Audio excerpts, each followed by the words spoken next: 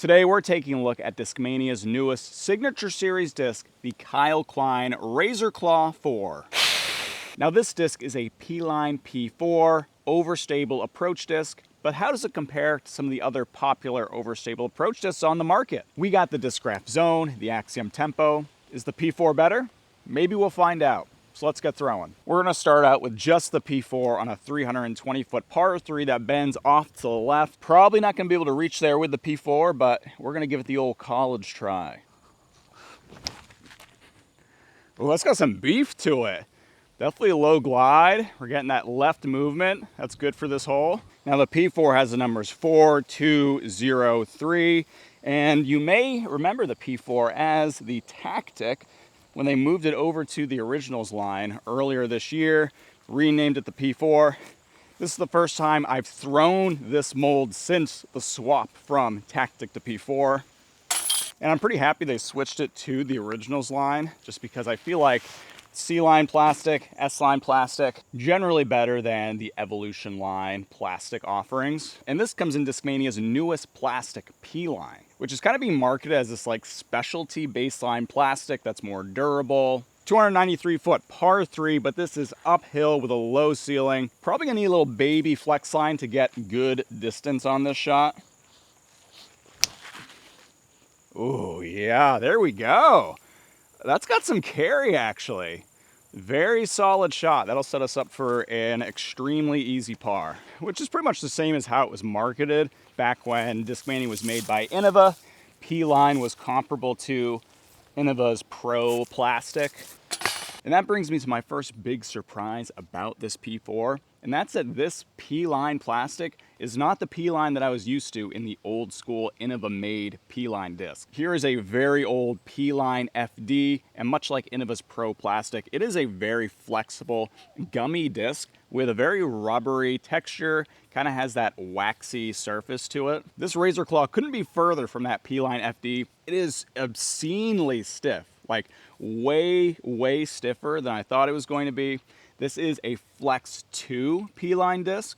Flex 2 is their kind of middle of the road stiffness, which is why I'm so shocked that this is like obscenely stiff. It doesn't have any of those gummy characteristics of my old P-line FD, which isn't necessarily a bad thing at all. Like I prefer stiffer discs in general, so I kind of like how this Razor Claw 4 feels. But if you're used to that old school Innova-made P-line, that's just something to keep in mind. Battle of the approaches. All right, it's time to start comparing the Razor Claw 4 to the incumbents, Zone, Tempo. Challenging 322-foot par 3 tunnel shot. Basket is just nestled in this brutal group of trees that are just circling and inside of circle 1. But if we can put a little bit of heat on these, get some distance, finish off to the left, we might be able to get a putt in there. Start with Razor Claw 4. Little flex line, and look at that come out of the flex line. It is way lower glide than I thought it would be. Let's go Z-Swirl Zone. And there's that overstable finish coming out of the anhyzer. Nestles up pretty good there. Let's go Proton Particle Axiom Tempo.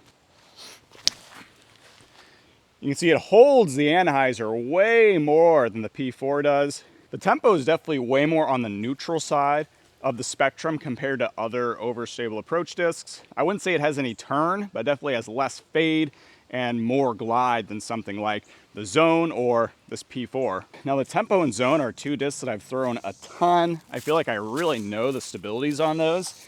And so far, I feel like this P4 is quite a bit more low glide than either of those two discs.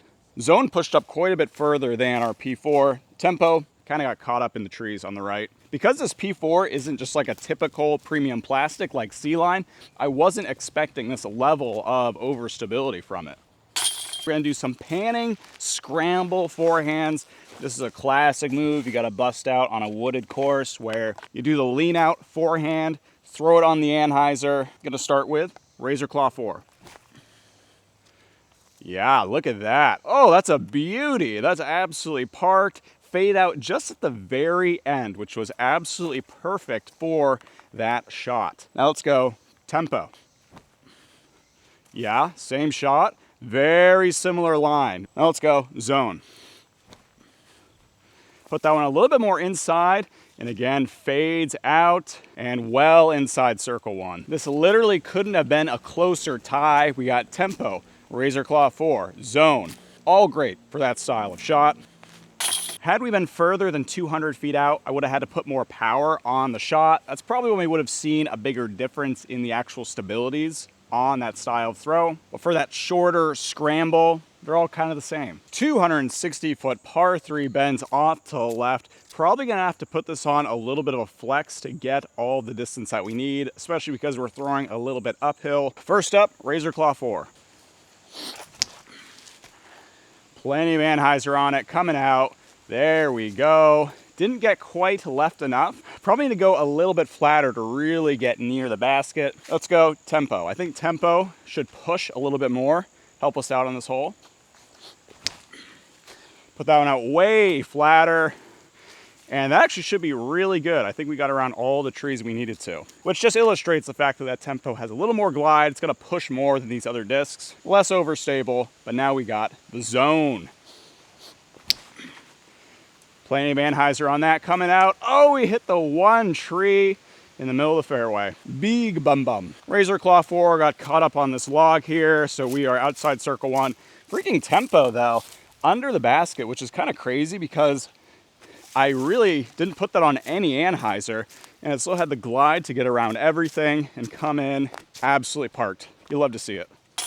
Now let's talk hand feel, because the P4 I would say is the most brick-like out of the three. It definitely feels the most chunky and also is taller than the Zone or the Tempo, which are both slimmer. It's not by a ton, and all three had that very flat top, which kind of helps it feel slimmer, but that extra height on the P4 definitely gives it a different feel in my power grip. Again, not necessarily better or worse. It's purely a personal preference of how deep you want your overstable approach disc to be. Generally, I prefer them on the thinner side, but the P4 is also not a huge departure from that, so your mileage may vary. 298-foot par 3 downhill, tight gap you gotta hit off the tee. A lot of obstacles off the tee here. Oh, it comes out of that so fast. Ooh, nice little straight skip though. That'll give us a long look for birdie. And we are well inside circle 2 here. Gotta navigate some obstacles as well on our way to this putt. Oh, and we still almost ring it up. P4, sneaky putter. Story time. Kyle Klein of Razor Claw 4 fame pretty much has all of my local course records. I've met him on the course a handful of times. Way back in the day as a wee lad, I was playing in a group, we threw our drives. He played through, proceeds to throw 3 drives off the tee, which first of all, absolute power move, I respect it. My one drive, CTP'd. Probably still haunts Kyle to this day. So Razor Claw 4, very solid overstable approach disc. Definitely lower glide, more overstable than I was expecting. Definitely will have to do more testing to see if it would ever actually kick the Zone out of my bag. I really like the Zone, so that's a tough one to kick out. If you've tried the Razor Claw 4, let me know what you think of it down below. And if you have any other Discmania discs that you think I should try, also let me know that down below in the comments. If you enjoyed this video, I'd appreciate if you consider liking and subscribing. You can also follow me on UDisc at Flying Fajita or Instagram at Flying Fajita Disc Golf. As always, guys, I love you. Take care. I'll see you next time.